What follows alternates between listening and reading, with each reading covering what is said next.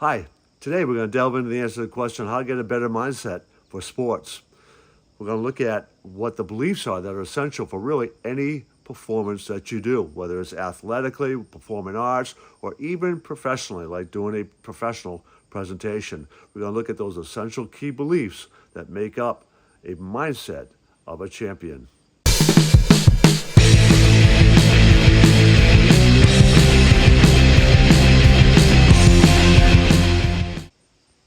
The first part of this video, we're going to kind of answer and analyze what it means to be better, a better mindset. What does that really entail?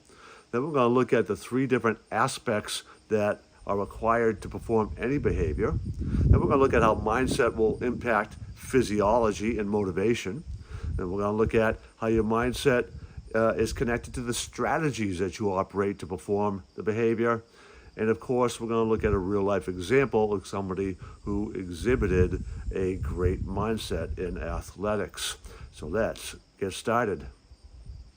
Let's take a look at what it means to be better. One aspect of this is this idea of 1% rule. And the notion there is if you improve 1% in 10 different areas, you've improved by at least, if not more than, 10%.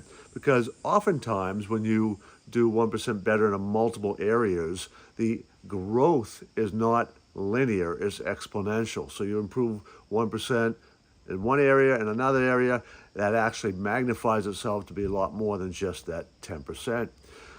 But really what is behind this idea of better is this notion of being able to perform at your best or at your peak, so that when you are competing in athletics, or whether you are performing in performing arts or doing a presentation for your job, you are at your best, right? So you want to have that mindset that always allows you to perform at your very best, given all the parameters around it. So a better mindset is really the mindset that allows you to do that. So that's really kind of what is behind that question. Now, there's really three aspects to performing any sort of athletic function, or even in your performing arts, really any behavior. And that's, first of all, your physiology. So how are you carrying your body? What are you doing with your body to perform that act, that skill, whatever it is? The other is the internal strategies your brain is actually operating on. So to make a decision, your brain has to go through a process for you to analyze whatever inputs are going into that strategy, weighing out those so that you can then decide. And decision making is a crucial strategy in any sport that you're doing, any of those activities, how you're deciding whether to pass or shoot, or whether to swing at a ball or a strike, or any of those kind of moment-to-moment athletic decisions that you're making, or even in the performing arts, that decision-making strategy becomes crucial. But there are other strategies, so understanding how that works. And the other key, of course, is motivation. So motivation is, in part, a strategy, but it's also connected to your beliefs and your values. So we got to take a look at what it is that motivates you to excel or to try to achieve your best. So the beliefs in your mindset are going to shape what you think are possible, right? So when you believe certain things about what you can accomplish or achieve in any area, athletics or what have you, your body is going to begin to perform to do that, all right? So a great metaphoric example, and something that you'll see people do, and I have done 3 different times, is walking across burning coals, right? If you were to have the belief that that's not possible, that you'll burn yourself, then you likely will. But when you believe that it is possible and people have done it, and you can believe that you can get into the right state, you're going to cross burning coals. So that idea applies to any athletic endeavor that you do. When you begin to believe that you are capable of doing certain things, even if you haven't done them before, even if you don't know whether you are capable, you push yourself to that higher level. Now, another example of the power of that was the 4-minute mile barrier. When Roger Bannister finally broke that barrier, which some people thought it was humanly impossible. Right after he broke it, it was broken a number of other times within a very short period of time, months. And that was really essentially because the belief became universal amongst runners that, oh, he did it, I can do it too. All right, so the power of your belief on being able to perform to your peak level is crucially important. Then we got to take a look at your values and what you value, because you're going to move towards your highest value no matter what. So when you have a conflict between your values, I want to do this, I want to attain this, and I want to attain this, and they can be in conflict, that can create issues of motivation that interfere with the ability to perform to your peak.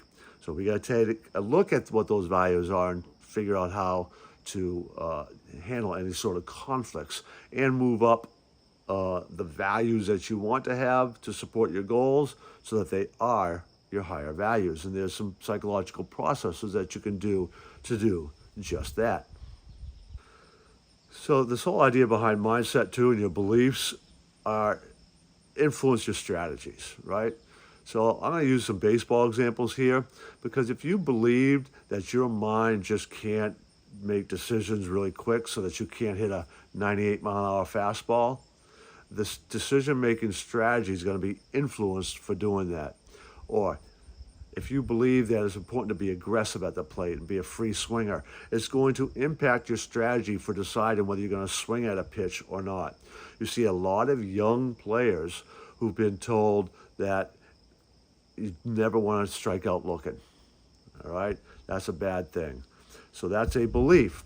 So if they have 2 strikes on them, they're going to tend to chase pitches a little bit more often because they don't want to be called out on a strike, because that's a really bad thing according to that belief system. So they will tend to swing at some bad pitches just so they don't get caught looking. So that belief system can inhibit their ability athletically, baseball-wise, when they have 2 strikes. So you got to kind of look at the beliefs you have and see whether they are putting a limit on you or not. Then what the strategy is there's an external trigger that will trigger the strategy. So you hear a gunfire, you know you got to start your race, right? You have certain rules around baseball hitting, but you see a pitch coming out of the pitcher's hand, and where that pitch is, and based on some internal rules that you have about whether you swing or not swing, will depend or will influence that decision making to swing at a pitch or not. Once that external trigger happens, your body goes inside. So your brain it might visualize something. There might be an internal dialogue. There might be both. You might have visualized, then have an internal dialogue. You might have an internal dialogue, then visualize. There's different aspects or steps within strategies. They aren't all equal, right? So it can be a visual, it could be an auditory, then you get this feeling, got to swing, got to move, got to go. Whatever the order is, we would need to look at that strategy and determine whether it's really the best one for running. Not everybody has the best decision-making or the best motivation strategy in order to get them moving towards their goal. So you look at those strategies that you're operating under and learn how to interrupt bad ones and change those and reinforce any that are functioning well. So there are a number of real-life examples of people who had this in athletics, right? That's what we're talking about, this mindset of a champion. And again, one of the fundamental beliefs there is that it's just striving for excellence. They are never there, right? It's something they're constantly doing to get better, analyzing, looking for new help, looking for more coaching, better coaching, different coaching, looking for every edge. It's a constant and never-ending process. And who are some examples of this? Tom Brady, 7-time Super Bowl champion, won more Super Bowls than most people have ever been to in their lives. He went to the Super Bowl 10 different times. Bill Russell won 11 NBA championships in a 13-year time frame. Yogi Berra won more World Series titles than any baseball player ever. Henry Richards won more NHL Stanley Cup titles than anybody in history. Edwin Moses. He didn't lose a 400-meter hurdle race for over a decade. Those people exhibited this mindset of a champion where they were constantly looking and striving for the best. They were looking and analyzing their strategies. They were looking at their physiology. They were looking to always be motivated and maintain that motivation. And they also helped to bring others along with them, right? So there's no, sure, they had, all of them had to play it on great teams, but they won that championship more often than anybody else in their sport because they strove to be better and they brought other people along with them. As always, we invite you to subscribe to this channel and check out our other videos, but you also might want to check out our free webinar, The Psychology of Winning. The link to that will be found in the description for this video. So go ahead and check that out today.